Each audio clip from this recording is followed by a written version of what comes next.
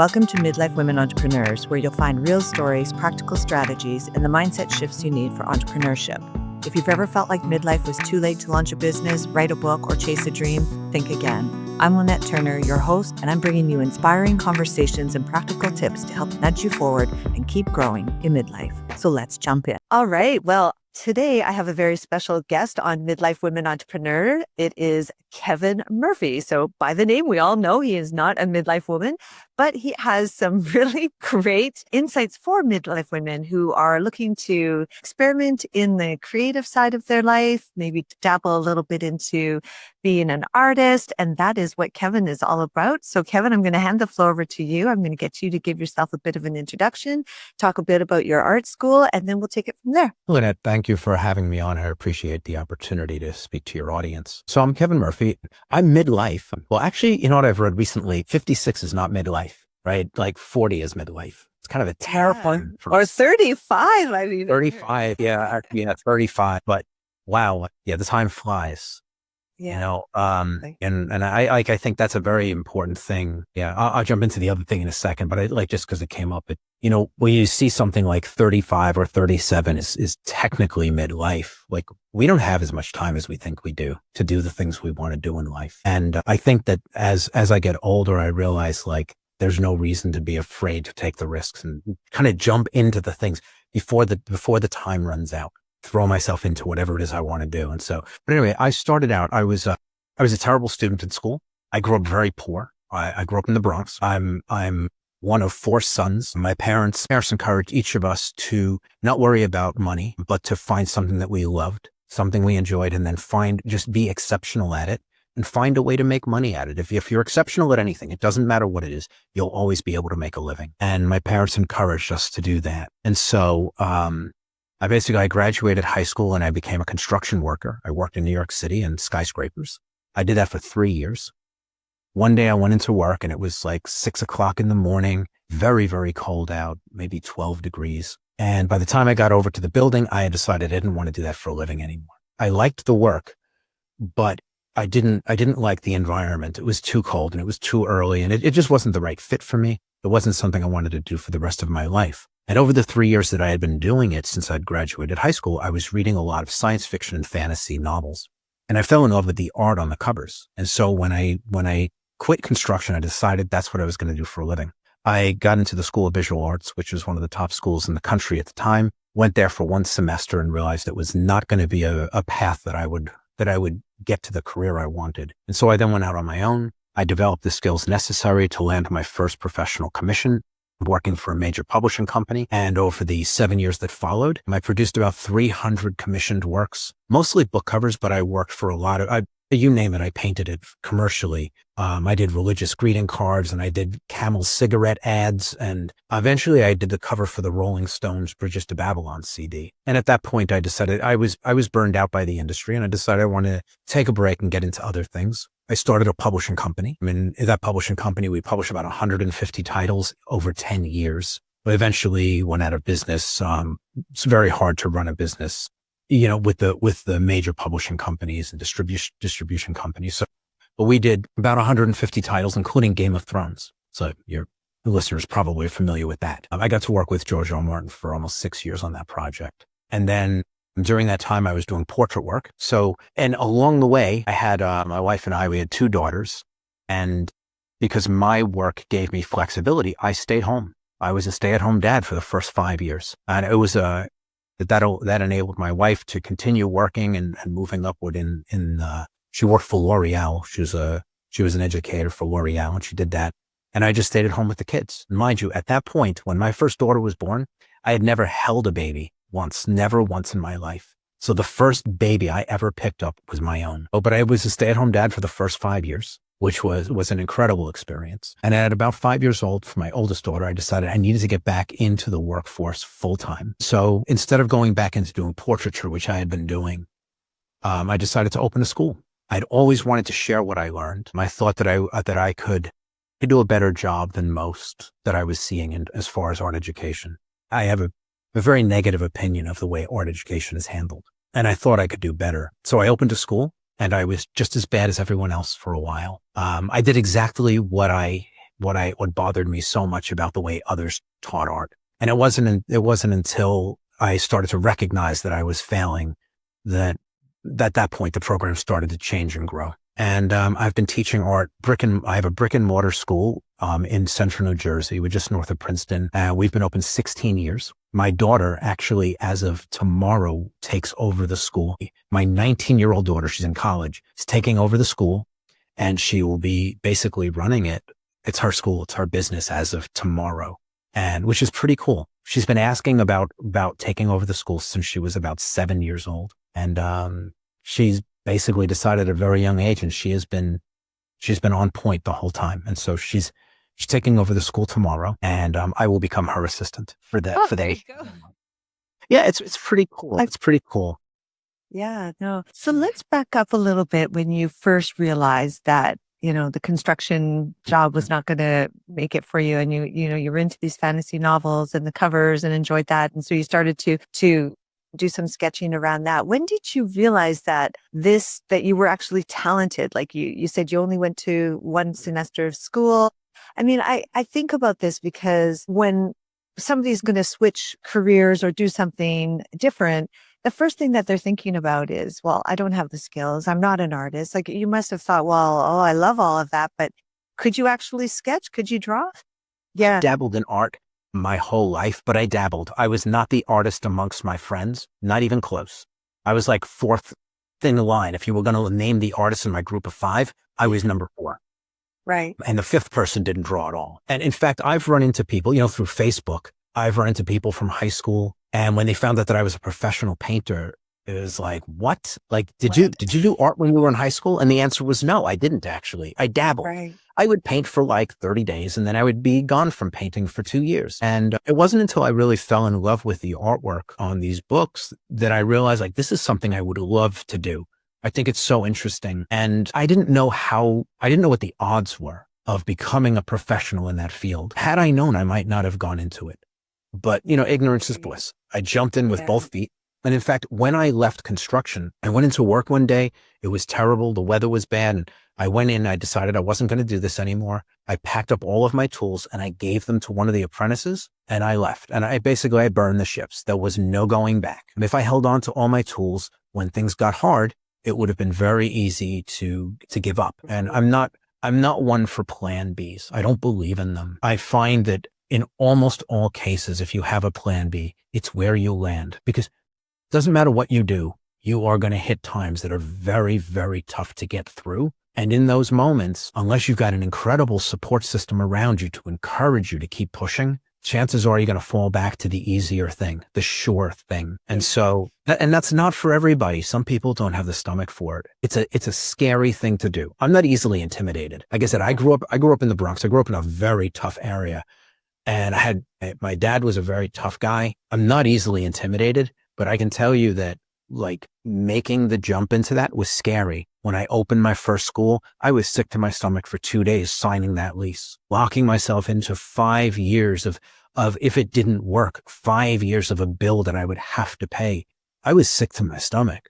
Like even expanding the school twice, very successful business, but expanding it, it was a scary thing to do, but it was like, well, like this is what I want and I will find a way to make it work. I'm committed. I'm all in. And I think that the all in attitude helps. Yeah. And I like that. And so let's go back to that quote, burn the ships. That was, I think the Spaniards were going over to Mexico or something like that. Okay, I think it was the Vikings. Oh, it was the Vikings. Okay. Yeah. So burn the ships. You're forced to stay. You're forced to, find your way and get the outcome that you're planning to get. Why do you think risks are so important? Even as you get older, like you are probably taking a tiny bit of a risk to give your 19-year-old daughter the school. And, she could burn your legacy a little bit, maybe. I don't know. I mean, you're obviously going to be her assistant, as you said. So when it comes to taking risks, how do you know when they're calculated risks or when they're just dumb? Well, so where my daughter is concerned, she's been preparing for this. She's taught classes at a teenage level. She's an internationally award recognized artist. She's done all the work. And so now, and don't get me wrong, she's terrified. She was here in the office with me a couple of days ago crying, telling me she didn't think she was ready. And I told her, like, first of all, you have a safety net. Like, you're not just jumping into this cold. You've been teaching classes for years. I understand that taking on the responsibility, it's not the teaching of the classes, but the responsibility that comes with it is a bit daunting. She's never paid a real bill. And all of a sudden she's going to have like a $5,000 rent every month. And it's like, she's not accustomed to having the income. So the bills are terrifying, making sure that each thing is covered, that she orders materials on time. There's all of these moving parts. And she's thinking that she has to handle all of them immediately on day one, all at the same time and every minute of every day. And it's like, you just got to show up and turn on the lights and teach the classes. The money will come in as long as you do that work, right? As long as you deliver the product, then the money will come in and you'll be able to manage the bills without any problems. And so don't focus on the bills, focus on offering what it is we offer. Deliver on that and everything else falls into place. The business is already built. But even if it was a new business, as long as you build enough of a safety net for yourself going into it, because we have 21 schools internationally. So we have people that come in through the online program and we let them open schools. They're all around the country. We have one in Malaysia and one in Australia. And these are people they've never taught. They're teaching a program that they just learned in some cases. And so how do you do it? Well, like, you make sure that you've done all the work you need to do. Don't fail because you're unprepared. Yeah. Right. And if you've prepared yourself, show up and just do the best you can. You're not going to be perfect. You're not going to be perfect. But the thing is, and you learn, right? And even your daughter, she's going to learn how to steer her own ship. She's been behind you as the captain for so long, but now she'll get in front and she'll probably actually make the school even better, really. You're not going to hurt my feelings by saying that. I tell her all the time that the students are going to like her a lot more than they like me. I can be very stern. Yeah. She's got a softer edge to her. She'll say the same thing. She'll say the same thing, but she'll say it in a nicer way. She's much more attuned to the feelings of the people she's talking to. And for me, it's all business, like not financial business, but you're here to learn. I am going to teach you. And so these are the things I need, and they're not negotiable. They're not conversations. This is what you need. Yeah. I mean, depending on when you catch me, and if it's the first time that we're talking about an issue, I'm a lot softer than the fifth time. Yeah. So, but she's the most of the students that are here are going to appreciate the softer touch that she brings. Right. She's highly knowledgeable, and she's going to be friendlier. She's closer to the age of the students that are here. She's going to feel a lot more familiar. She's not going to be intimidating. And she also hasn't built out an international program and have all of the history that I have. She's in a way just like one step ahead of them. And so it's much more comfortable. She understands what they're struggling with. Yeah, I like that you're saying that, like that she's just one step ahead of them, because I think even as an entrepreneur or somebody who's thinking about starting a business, regardless of their age, I think a lot of people think that they need to have all the skills, everything. They've got to know everything before they can actually start. But we've all, if you haven't heard it, there is the saying, you just need a 10% edge, then you can get in flow. And I think you make it much more relatable to the person that's joining your offer or your service. So, Kevin, well, I would say, yeah, I would say with that, there's a great saying, and I use it around here with the people opening schools. You go into the school and you feel like an imposter, right? You're just a student yourself. You're still learning. You haven't built a career, but now you're going to teach. It's like the program is built. You're not inventing any of it. And so, like, we have one of the students that came in here, she was here for less than a year and then opened a school. And so she was still working in grayscale. She hadn't even worked her way to color yet. She opened her school. The week after her school had opened, she started learning color from me. And so she had about a 9-month head start on the students she'd be teaching. And she was so nervous. And I said to her, it's a great saying, in the land of the blind, the one-eyed man is king. Yeah. If you know more than the people around you, it just needs to be a little bit. And then just don't let them surpass you. Don't let them catch up. You have to then manage your pace in growth and stay ahead of them. Exactly. But she's running a school. She's doing great. She's doing great. Yeah. And I think if you're too far ahead, you forget what it was like to be back there. And Absolutely. Exactly. And you may miss something and it's unrelatable. And I think that the people would appreciate the journey more. So one thing that you said to me was that your belief is that art is not about talent, it's about fundamentals. So Yes. expand on that a little bit. Okay. So like, think about we would never equate a world-class neurosurgeon with talent. We would recognize the work that went into developing those skills, the sacrifices, the hours and hours, the years to develop the ability to do that. There are natural gifts, obviously. You don't have people with a 73 IQ becoming neurosurgeons, right? It's too much data for somebody whose brain functions at that level to manage. There's a very small number of us who fit the basic criteria to learn those skills. Same with a pilot. You don't think of a pilot on an airplane as being talented. You understand they clocked like 10,000 hours in a cockpit learning how to fly before an airline will touch them, we know they're safe, right? And almost everything, computer science, it's not a gift. It's not talent. You have to learn how to code. Well, why would art be any different? Yeah. There's a system in place. The reason that we think that art is different is that art has two facets. The first one is art based on skill, and the other is art generated for investment. Okay, there are two different fields in visual arts. And so one of them requires an exceptional amount of skill and knowledge and care. And the other, you can literally throw paint at a canvas because you're not the person building your career. Some person is going to leverage the fact that you can generate 100 paintings a year, and they are going to build a Ponzi scheme around you.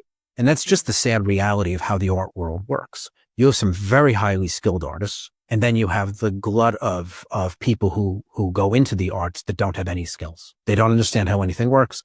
They paint purely based on emotion. And then it's encouraged in art schools, sadly, that there's no fundamental training anymore. It's really hard to find. And the fundamental training is not that complex, but in order to teach it, you have to know it yourself. And there's very little of that. You have this kind of disconnect. Like you were saying, if you've been doing it at a high level for a long time, you don't understand you don't remember what the struggles are like of those who are just starting out. And so the professionals who teach are so disconnected from the challenges of youth that it's very hard for them to figure out how to explain in a way that a student would understand. On the other side of it, a lot of, I don't believe that anybody, and there are outliers, but I don't believe that anybody goes into art as a career with the intent of just being a teacher. I think we all go into it in order to create, to express what is inside of us. What happens is there are those of us who are able to clear the threshold and become professionals and make a living at it. And that's a very small percentage. And everybody else then has to find a way to make a living with the degree that they have. The ones who find themselves in that second category, they want to teach because there's retirement funds and there's whatever, there's all of the things that come along with teaching. Generally, it's a secure job. And so they are teaching skills that were not good enough to get them to a professional level. Yeah. So they teach a generation subpar skills. That next generation, even less professional artists are generated from it. So what are they doing? They're becoming artists. Generation upon generation, the skills and the knowledge are lost. And so the schools are unable to turn out professionally skilled artists. And so because each generation becomes watered down and these things, they're just lost. And so it's a real challenge. It's a real challenge within the art community. I like what you said there about, kind of getting into art, and it sort of creates this, it sort of unleashes something within inside you. So what have you noticed? Like, I think about a lot of my listeners are obviously midlife women, and they might be thinking at this stage in their life, they'd love to learn something creative, but they feel like they have no skills. What you're saying is that's okay because we're going to teach you the fundamentals either through your bricks and mortar or your online school. What would you say to them though, if they did actually say, if they were listening and they're like, oh God, I probably won't even dabble into something like that. So, well, I have a couple of things. So I can't tell you how many parents, both mothers and fathers, they'll bring their kids, the kid's 9 years old, 10 years old. And by the time the kid is 16, the parents are now taking the class also. And one of the things is that they're able to do it. Some of them do it separate, and some of them do it in the same class with their kids, depending on the relationships they have with their kids. It's a nice way to bond with their kids, but also so many of us, we loved art when we were young, and then life got in the way. We went to school, there wasn't, go to college, and there's no time for your hobbies. And then, you graduate, and then you've got work, and then you get married, and then you have kids, whatever your path is. And eventually, like those things that you used to do for fun that used to soothe you, and you could spend hours in front of an easel or drawing on the paper or writing or whatever it is, they fall away, and our lives are diminished by that. Because those creative outlets, it's really where we express our soul. I don't think anybody, I could be wrong about this, but I don't think there are any accountants going to work and in their day-to-day labors are getting to express what's inside of them. Some of us, we sing in the shower, we dance in our living room when a great song comes on. Those are expressions, they're internal expressions being brought out into the world. And dancing and singing and writing poetry and even writing short stories or novels or painting or sculpting. Those are all the one true part of what's inside of us that we're the only ones that have it. It's individual. It's specific. How we see the world, how we take it in through all of our experiences. And so by being able to express these things, we make them real in the world instead of them just being kind of like smoke swirling around in our mind. And I think we all need that. I mean, imagine, I don't know of anybody who's not moved by music. Imagine a world without music. Yeah. Like how diminished would our world be? Now, even if we're not the ones creating it, but imagine if we had the capacity to make music for ourselves, not everybody, but people who lean in that direction, who love that. Maybe did a little bit of it when they were young and they had no responsibilities. What a gap in your life to not be able to come back to it at some point. It's like, this is what are you living for? To go to work and crunch numbers, and what about those things that make us smile inside, that make us happy? And I think we do get caught up in that. We get caught up in the rat race, right? So what do you think happens though? Like you were really talking about this sort of yin and yang, I guess. The yang is, you go to work every day. Are you really finding your purpose? The chartered financial accountant or CFA or CPA or whatever. But then when they get into they pick up the brush for the first time. And as you mentioned, that sort of brings this emotion, this spirituality, and maybe even something physical to them. How do you think that elevates them? And why do you think that's important, that there is that yin and the yang to a life? So what I would say is like the adults that come in and do the class, they find this therapeutic. Everything moves at 100 miles an hour outside of this. They are rushing back and forth to work. They're taking care of kids. They've got lunch to do. They've got this. They've got to plan that. There's a million things going on. All of us as adults, we all deal with this. And when they come into and they sit down and do art, whether they're doing it in one of the brick and mortar schools or doing it at home, they allocate that time and it becomes private time. No distractions. They put on the music they want. They set the stage for their own work and everything slows down. It becomes a stroll, which most of us don't have the time to stroll. Right. Some people will go out and they'll take a nice half-hour walk on a nice day. And it's calming. It relaxes us. I mean, there's so many studies on these things, being able to get your heart rate down and just get out of the rat race, as you described it. Just relax a little bit. Have some personal time that's going at a pace that's relaxing. And painting is one of those things.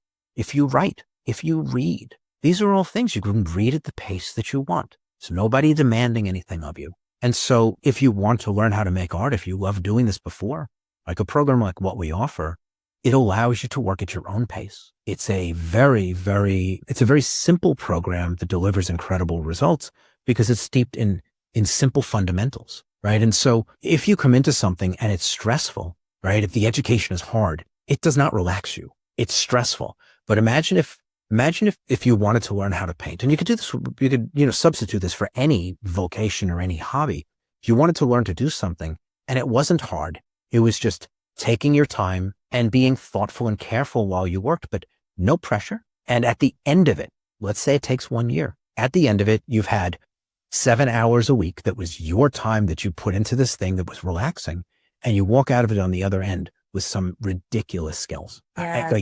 What a wonderful place to be. The year's going to go by whether you do something or not. This goes back to the idea of midlife is 37, right? And so like the time's going by. A year from now, where will you be? Do you want something like this in your life? Do you have something already? And if you do, like commit more time to it. Like lock in time. The phone gets turned off. The kids can wait, or whatever it is. You put it aside because these are the things that life is about. It's about playing with your kids when they're young, but eventually it's about like feeding your own soul. What's the point of living if you have nothing for yourself that brings you joy and puts you at peace? Exactly. And I think a lot of midlife women especially can relate to everything you're saying there. I felt like everything you were saying there was just can be summarized in like, learn how to live in your feminine energy, especially as a midlife woman. And like in this day and age, you didn't really live a lot of your life in feminine energy because you were busy doing all these other things. And so you were living quite probably majority of your life in masculine.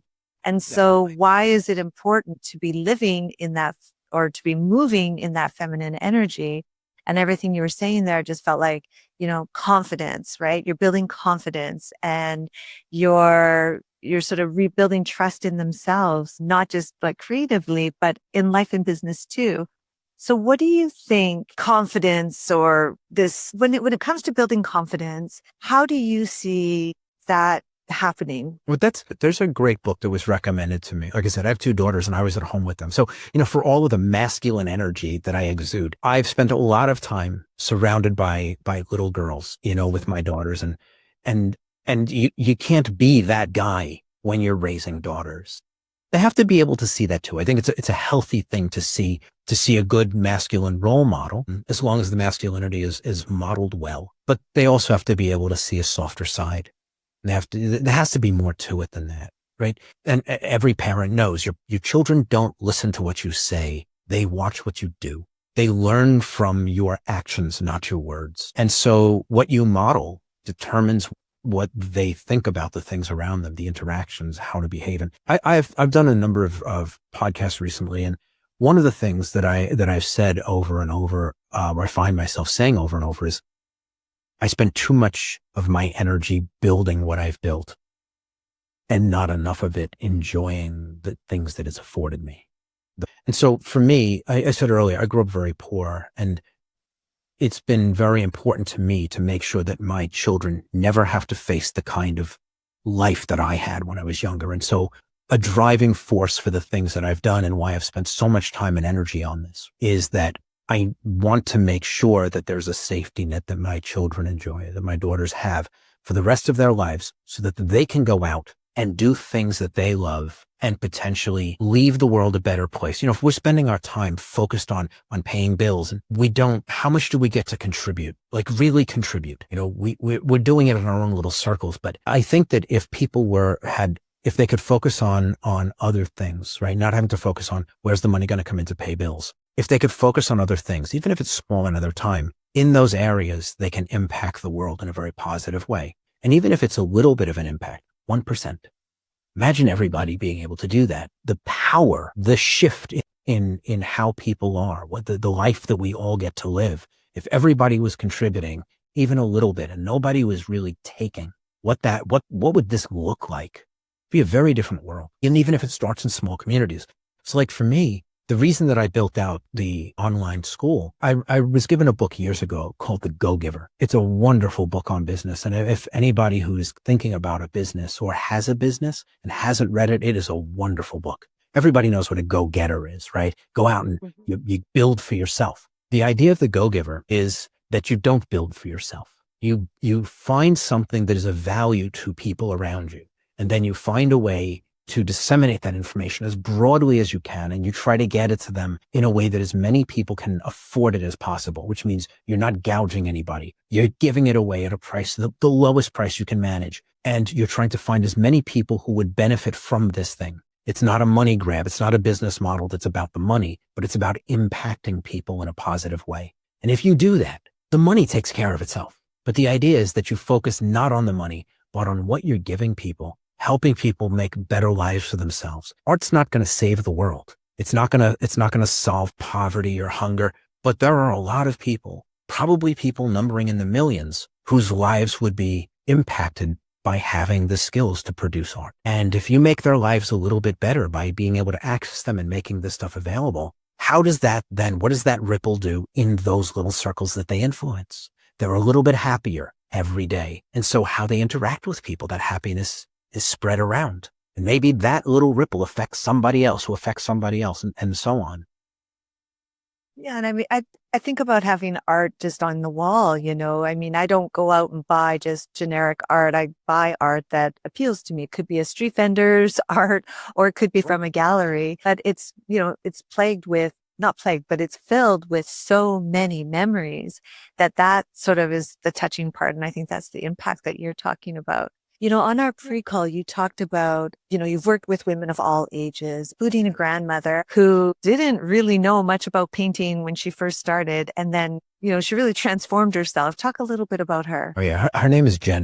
I think she's out in Seattle. It's been a while since I've spoken with her, but she came into the online program, into Evolve Artist, pretty early on. And she's just a grandmother. I think she's in her early 70s.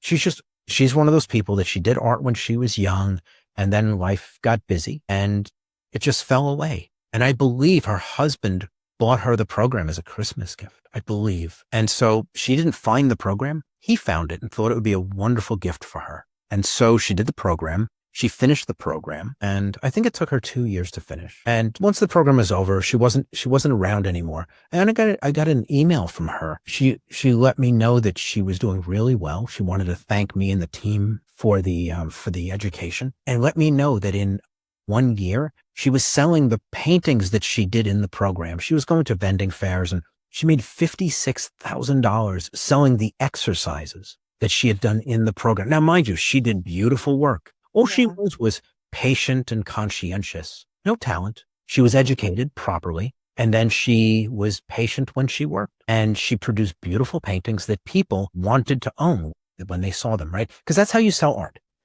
You know, Yeah. people see a piece of art, and if it doesn't speak to them, they walk past it like it's wallpaper. But if you see a piece of art that resonates with you, it's hard to just walk past it. And if it's within a price range that you can afford without having to like figure out how to make it work, if it's just something you say, well, I could just buy this and it's not gonna affect my budget for the month. Why wouldn't you buy it if it affects you in that way? And so just by going to local fairs, local events, she sold $56,000. A stunning number. Absolutely stunning. Story too, like talk about confidence builder from there. Yeah. Well, you would asked about confidence. I actually wanted to jump on that real quick. Like, where Yeah. does confidence come from? There's a great book. I read it many, many years ago. It was recommended to me called Reviving Ophelia, because an artist that I knew recommended the book to me when my first daughter was born. She said, you should read this.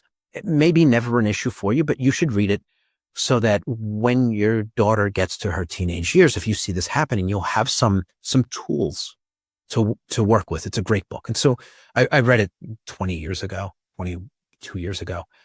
But basically, I think that more so that girls suffer this more than guys. I think we see the guys all the time that have no reason to be confident, and they just jump out there into the world like they've got everything going for them. Over the years, I wrestled, I box, I do a lot of I like combat sports. I always have. And I saw a stat. They had to calculate, because of MMA, everybody thinks they're a fighter, and they've calculated that the average male believes they believe their fighting skills are 4,000% better than they actually are.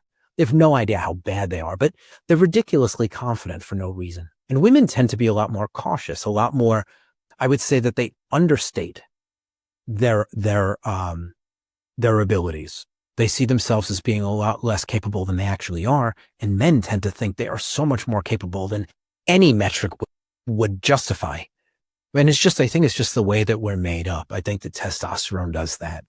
Gives you just a ridiculously elevated sense of your abilities. And I think that, when you look at the curve, tend to be more or less risk averse because of that. And so they take risks and they fumble through. And so they kind of get things that maybe they really, if they had any sense, they wouldn't have gone after it. But going back to the idea of confidence, my take on it, and I have it with both of my daughters. My take on confidence is it's not about standing in front of a mirror and saying, I'm good and I'm capable and I'm, the daily affirmation type stuff. But if you start small and have a success, it's concrete, it's undeniable. And again, not a giant success, something small. And then you find something just 1% bigger and tackle it and you're successful. And then something 1% bigger. And you do that. Eventually you get to a place where you've got a stack of irrefutable proof that you are who you believe you are and you are capable. And I think that that's what does it. A lot of the time we'll jump into something that's a little bit over our head, or it's something within our skill set, but it's really at the upper boundary of it. And we feel so challenged that it's such a struggle. It chips away at our confidence, even though we're successful. Where if you start small and you do something, it's not too hard to eventually get to a place where you're like, I have so many successes under my belt that have led me here, one after another. And none of them have been so challenging that they've eroded my confidence. Each one of them has added to my confidence. And it's that kind of a thing that gets you to a place where you don't have imposter syndrome, which we all have. We all have imposter syndrome when we're doing things, especially when we're out in front of other people. And so I think like one of the things with the Evolve Artist is when we teach art, everything's a baby step. Everything, we think of it as like if you were consuming the education as food, everything is a nibble. So small you don't even have to chew it. And so each exercise by itself is not overly challenging. By the time you've gotten through 50 exercises, you are painting at a professional level without ever having hit something that started to take your confidence in the other direction. And once you get to a certain place, exactly. Your confidence becomes unshakable at some point. And everyone's different in that. But yeah, I would say it's building the stack one small piece at a time. And I think like for confidence, the biggest thing is start small. And if you have a mentor, and it doesn't matter what you do, a mentor who can walk you through small baby steps, one at a time. Eventually, like the days might be long, but a year goes by and you look back and it's a single momentary thought for the whole year. You look back and you're like, look at where I am now. A year later, one little baby step at a time. Yeah. Kevin, on our pre-call, you gave a little metaphor of jumping into double Dutch. Talk a little bit about that because, first of all, remind people what double Dutch is. I don't know if it happens so much in these days, but back in my day, I was playing that a lot.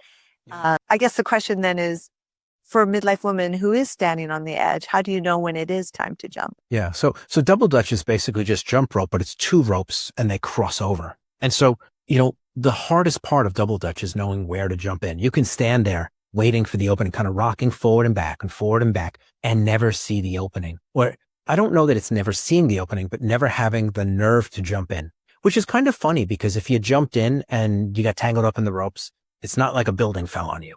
Okay. Exactly. But we're designed to be cautious. We're designed to be nervous about looking foolish in front of the people around us. And this dates back to the beginning of humanity, where if you didn't fit in, you could wind up ostracized and not be able to survive if you weren't part of society. And so looking foolish in front of other people could be life-threatening.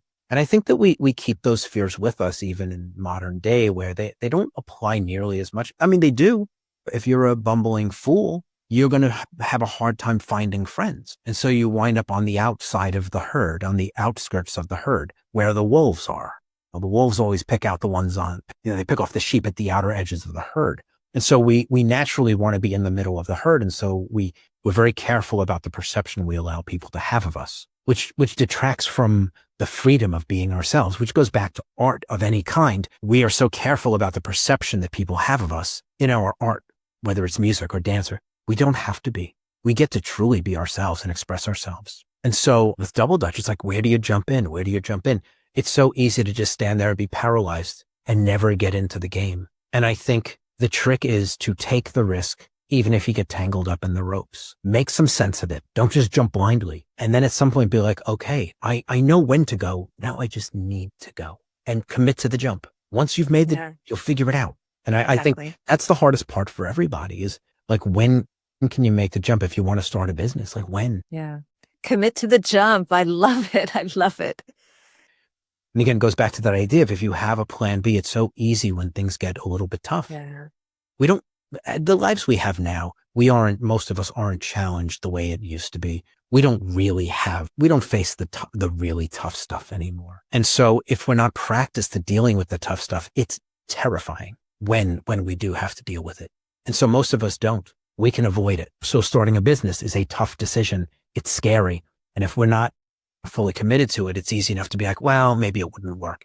And then just let the dream next die. year or whatever. Yeah. Exactly. And let the dream die. And look, there are risks, but if you're fully committed, I believe this about all people. If you have done your due diligence, you've educated yourself. As long as you're willing to do the work, you can't fail. You don't give up and you just keep working. Don't be outworked. You will be successful. I fully believe that. I believe that in the case of, I've had so many students come through my school that I would argue if they were someplace else, it would have been like, you have no talent. You don't waste your time here. And they have gone on because they stuck with it. They were willing to suffer being bad for a while to figure it out. And they wanted it badly enough. They just did the work. Yeah. And they figured it out and eventually became exceptional painters. Exactly. And I think that's everybody's success, is they just wanted it bad enough. I really believe that if you don't want it bad enough, then you're not going to get it, or you won't get it to the level. It's a not a casual, but it's a quiet decision you make in the back of your mind. It's like a diet. Yeah. You decide you're not happy with where you are. The people who are successful are the ones who say, you know what? This is not who I want to be. I am not going to allow this anymore. And it's literally that switch. Kevin, so where do people find you? So we set up a page for your listeners. It's Evolve, like evolution, evolveartist.com/midlife. Okay. And so what we have there is a landing page that shows a little bit of our program. It breaks down how the fundamentals of how a painting is constructed. Most people think that what they think of as fundamentals are not actually fundamentals. We believe, first of all, there are only 3 moving parts in making visual art, just 3. And then there are 4 applications to apply those 3 moving parts. In the simplest approach, it's very direct and very easy. And then as paintings become more complex, your painting skills will grow with experience, not with more knowledge, because the knowledge is simple. It's the experience on top of the knowledge, right? So I believe that knowledge is what is taught. Experience is what is earned. You can't teach experience, and you won't get the knowledge just through experience. It needs to be taught, but the knowledge is very simple. And so on this landing page, I have an 8-minute video that breaks down how a painting is constructed using just those 3 moving parts and 4 applications to create the illusion of a beautiful piece of art. So it's broken down to show how it's done. Amazing. To show that it is not a complicated thing when it's taught properly. And you can see in it, there's no talent involved in the explanation. It's just knowledge, understanding how to construct an image. And once you have that, then your personal flair makes the work yours. But evolveartist.com/midlife, we have a page specifically for your audience. That's great. Well, thank you, Kevin. I appreciate that. And I'll put that in the show notes. Kevin, you've dropped a ton of great inspirational content today. It was amazing. It was just, I think just you can glean so much insight from just every walk of life, and definitely from you. I think everybody got a lot of that today. So thank you for sharing, and good luck with becoming an assistant and maybe just a quasi retirement. Yeah, my daughter tells so we have a bunch of high school kids that are assistants, 1 in each class. And my daughter keeps telling them that I'm getting paid less than they are. So she's having a fun time. But thank you so much. And thank you. I appreciate you letting me come on and having the conversation. Yeah, that's great. Okay. Thank you. Hey, it's Lynette. Thanks for listening today. Please like and subscribe. And if there's somebody out there that you think could benefit from the episode, give it a share. Midlife is your time, so go get it.